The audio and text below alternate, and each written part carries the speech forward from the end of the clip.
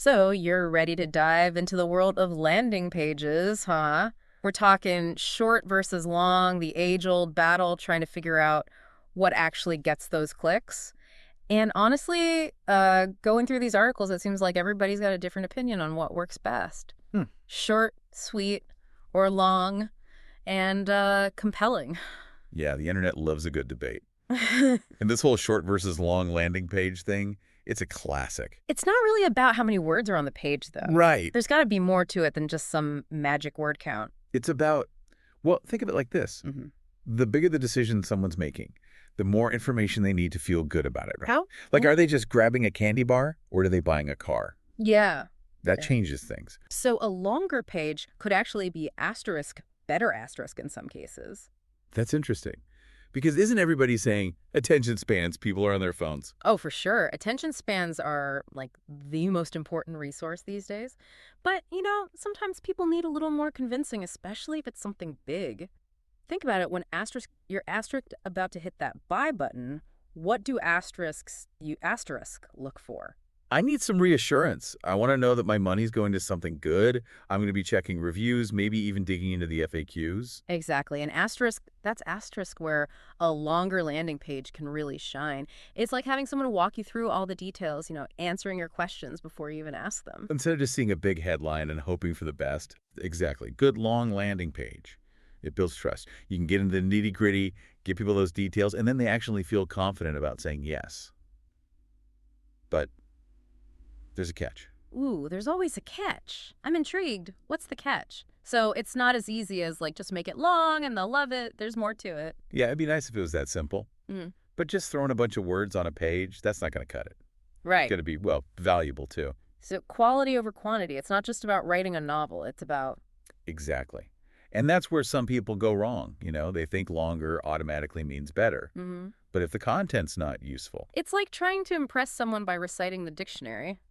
Exactly. It's not about, like, overwhelming them with information. It's about giving them what they need to make a decision. Yeah. Sometimes that's more, sometimes it's less. So when is it better to go short? When does brevity win? When the offer's super simple, low risk, Yeah. doesn't require a big commitment.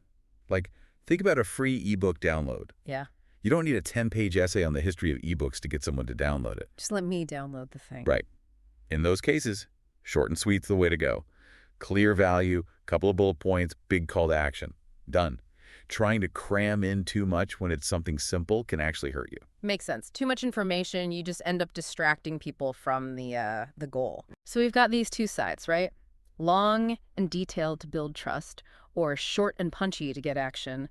How do I know which one to actually use asterisk for my landing page? Alignment. Got to align the length with how your audience makes decisions. Ooh, okay, so if they need more hand-holding, you give it to them. But if they're ready to go, you don't want to slow them down. Exactly. It's all about understanding your audience, meeting them where they're at. But here's the thing. Whether you go short asterisk or asterisk long, there's one ingredient that really makes or breaks your conversions. Okay, I've really got me curious now. It's not about the word count. It's about how well you understand what your audience needs. But there's this, like, secret ingredient still. What is it? What makes a landing page really work? Value. It all boils down to value. Value. Right, but what does that even mean for a landing page? How do you make something valuable enough to make people actually click? You're right. It's one of those words, everybody uses it.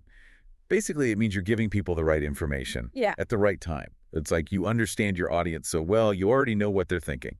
So I need to become a mind reader for my website visitors. Well, maybe not my asterisk reading, Mm-hmm. but we've got ways to figure out what people want. You've got your buyer personas, all that data you've collected. Even think about, like, those customer service calls you get. What are people always asking about? What do they want? What are they worried about? It's like detective work almost. Finding the clues to figure out what your audience really cares about. There you go. And once you have that, you've got to be tough. Every single thing on your landing page, every word, every picture, it has to have a purpose. If it doesn't add value, get rid of it. More just throwing everything at the wall and seeing what sticks. Exactly. No more of that. Okay. Okay. So imagine you're launching that new project management app we talked about. Okay, got it. Sleek design, all the features, helps me manage all my crazy projects. Now imagine you take that, we'll call it the myth approach. You're writing about the entire history of project management software. Testimonials from people who don't even sound sure if they like it. Maybe even a section on how to use your app with the standing desk. Because when I'm trying to organize my life, the most important thing is if my app works with my standing desk. Right. It's all over the place. No focus, confusing. And here's the kicker.